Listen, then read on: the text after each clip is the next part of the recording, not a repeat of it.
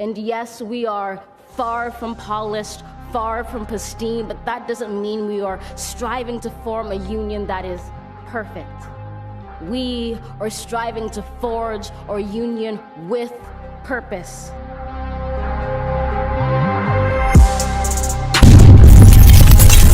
So here's the thing with Marc, Shem, and E. Hey, what's going on, everybody? Marc Samuels here. Welcome back to So Here's the Thing. I am so glad that you guys are rocking with us. You guys know what it is. Spotify, YouTube, subscribe, like, share, blah, blah, blah, blah, blah, blah. Today is an exciting day all around the country. And, you know, judging by my editing prowess, then the exciting day has already happened for about 2 or 3 days. So what I'm talking about is the fact that Joe Biden has replaced Donald Trump, and Donald Trump has given up his position of power, and he is gone, and therefore all of our problems are solved, and thank God, and God bless America. Like, share, and subscribe. If you are watching this video, then passage of time is weird, because at the time that I'm recording this for you guys, somebody else will be in the highest seat of power in the United States.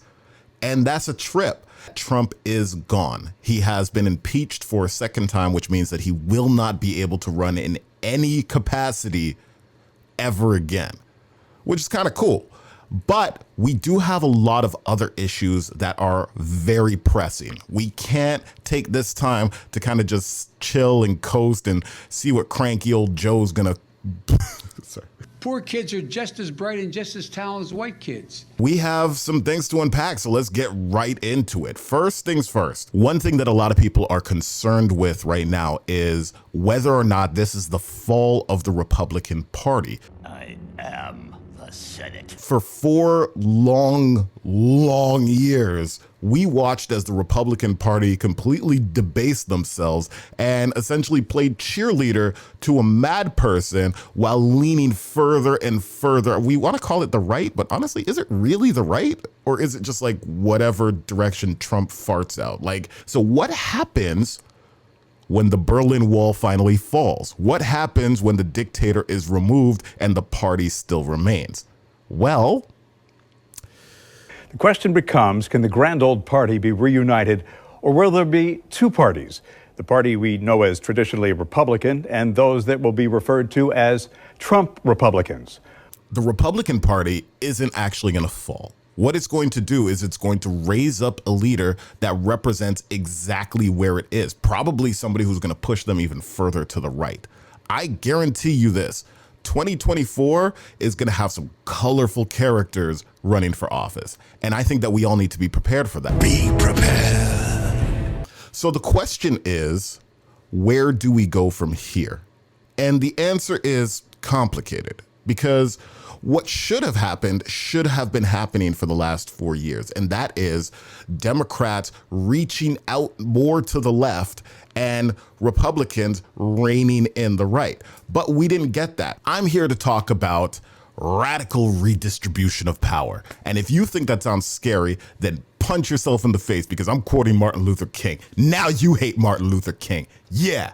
Martin Luther King once said, "The problems of racial injustice and economic injustice cannot be solved without the radical redistribution of political power and economic power." The fact is that if you actually want to see real meaningful change in either of these countries of Canada and the United States, you are going to have to completely reevaluate what it is that you think power is and where that power goes. Today, we are going to be talking about all 14 of the political factions that I could think of. Jesus Christ, there's 14?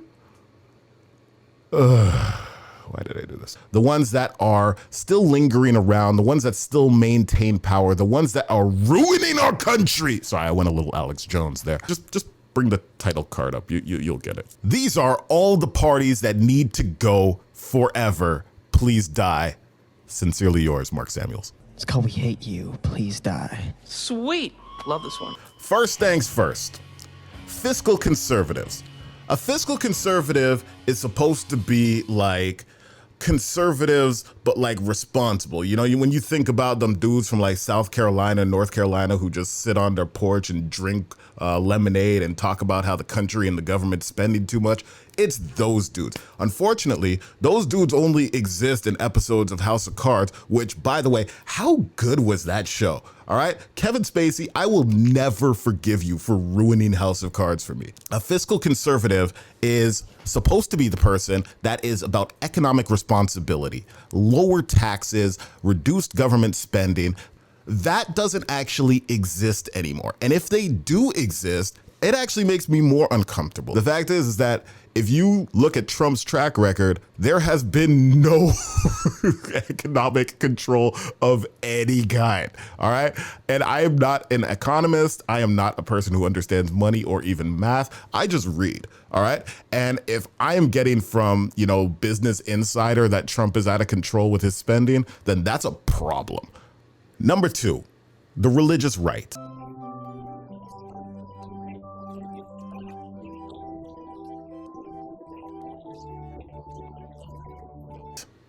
Now, the religious right is a group that I am particularly fond of because I grew up as the religious right. The religious right is conservatives who actually don't know anything about economics or spending. They believe that Jesus is driving the ship and his co-pilot's name is whoever president is running the Republican Party. My stars and garters, President Ronald Reagan, my hero. The religious right are people who are obsessed with social political policies. When I say social political policies, what I am talking about is all of the hot button issues that are on The View every week, all right? I'm talking abortion. I'm talking the separation of church and state. I'm talking not taxes, because they don't care about taxes at all if they ever paid any. I have no beef with Christians. I have no beef with whatever faith you belong to, but the religious right as a political power has actually done a lot of damage to the republic. And I can make an entire episode about how, but honestly, John Oliver did it better, so I'm not going to. Instead, I'll probably just link John Oliver's video because that seems like a lot less work. Praise be unto you. It is I, Mega Reverend John Oliver, and the religious right showed their true stripes the second Donald Trump got elected. And they were perfectly fine with a president who not only has been divorced 3 times and has like 3 different baby moms, but also a president that paid off a porn star using political money in order to keep her quiet. If you are claiming moral superiority and then you back somebody like Trump, who is basically the pictured definition of idolatry, you are not trying to fight for religious freedom. You're just a hypocrite. Black Republicans. I have a lot of family that are Black Republicans, and I have a lot of family that are Republicans. One thing that I actually spend a lot of time arguing with liberals, especially here in Canada, with is that just because you're Black or Hispanic doesn't mean that you're automatically going to be on the left side. Now, people think that Black voters are a monolith. We're not a monolith. What? I get that. I understand that. But also, what, do you not understand like news? Like what? I'm not saying that you have to play for any particular team. I understand it better than anybody. I'm Black, which means I'm team Black. I'm not team red. I'm not team blue. But you're really pitting yourself to a political ideology that really wants to kill you. Whether or not you believe Trump is a racist or not, which he is, and you're stupid for thinking otherwise. We're not a monolith. This is historically a group of people who have tried to suppress your vote since the inception of their party, all right? They have done everything in their power to make sure you can't vote. So if they're trying so hard to make sure you can't vote, why are you voting for them? Sorry to interrupt. Someone's white wife is here to pick them up? Was her name Emily? Black Republicans, I understand that you want to seem different when you're at the cookout, but nobody likes you. You're intolerable. Undecided voters, God's favorite idiots. I came here to really try and learn and have an open mind and try and decide who I really wanted to vote for. Okay, I'll put it this way. How in God's name in this decade can you still be considered undecided? What is it that you're deciding between? Just tell the truth. You don't understand voting and you don't understand politics. I don't vote. It's just so confusing. I go into the booth, pull the curtain, and count to 10. Then I come out, yell, "Democracy!" and run to my car. I hope that you find the help that you need. But right now, you sound real stupid, all right? Every single time I talk to a person and they tell me, well, this person's just as bad as the other person. I'm like, do you actually know that? Or did you watch an episode of South Park? Because it feels like you watched an episode of South Park, and that is not the same thing as research. Libertarians. A libertarian is, I don't care what a libertarian is. A libertarian is just a coward, all right? Just say you're a Republican. None of you are Nick Offerman from Parks and Recreation. All of you guys are just Klansmen who are too scared to call yourselves Klansmen, all right? And if you're ever gonna sit there and pretend like you're like, oh, no, I don't believe in the government, but you vote Republican every single time, you're a Republican. A lot of you guys consider yourselves champions of freedoms, and that's just like fancy talk for I want to own as many guns as humanly possible. And like, that's not a political ideology. That's just a gun nut. All right. So next, conservatives and conservatism. This is actually a fun one because now I get to talk about Canadians. Conservatives are people who really just care about tradition. The thing about tradition, though, is that it's made up. It's like a made up thing. It's not like real. You know what I mean? Like the stuff that you grew up with isn't exactly the experiences of every other person. You must miss the good old days, huh? Wow. Things aren't so bad. Food's a lot better. We used to boil everything.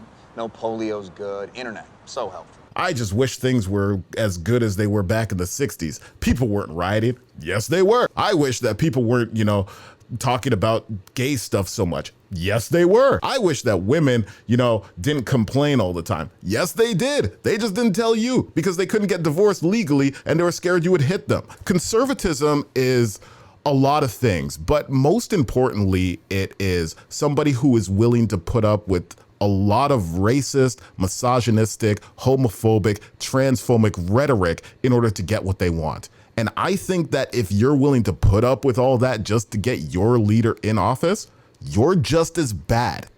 I just got off of Aaron O'Toole's Twitter, and I feel like I went back to the dark ages. Jesus Christ, man. Next. Republicans. My favorite foil. You who used to be a worthy foe, now turned into a disgusting, debased, pathetic, pathological lying sack of shit. Republicans are people who uphold a lot of values. In fact, most of the values that we've already spoken about earlier, but their party basically doesn't exist anymore. It was hijacked by the Tea Party in the late 2000s when Barack Obama got into office and they decided that being black and a president is what's going to destroy the entire country.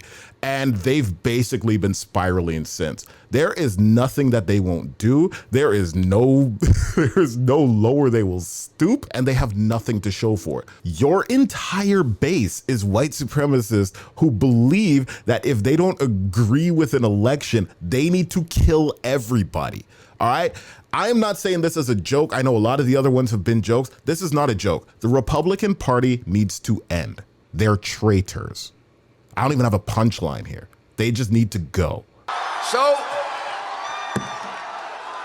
let's have trial by combat. All of us here today do not want to see our election victory stolen by emboldened radical left Democrats, which is what they're doing, and stolen by the fake news media. That's what they've done and what they're doing.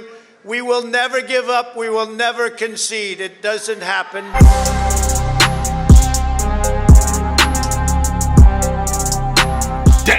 That's what I'm talking about. We stuck it to those right-wing people with their conflicting ideologies and stuff. So look, this is a two-part video. So if you're wondering why I'm just going hard on one side, it's because in the next video I'm going hard on the other side. So stay tuned for that, and we'll see you soon.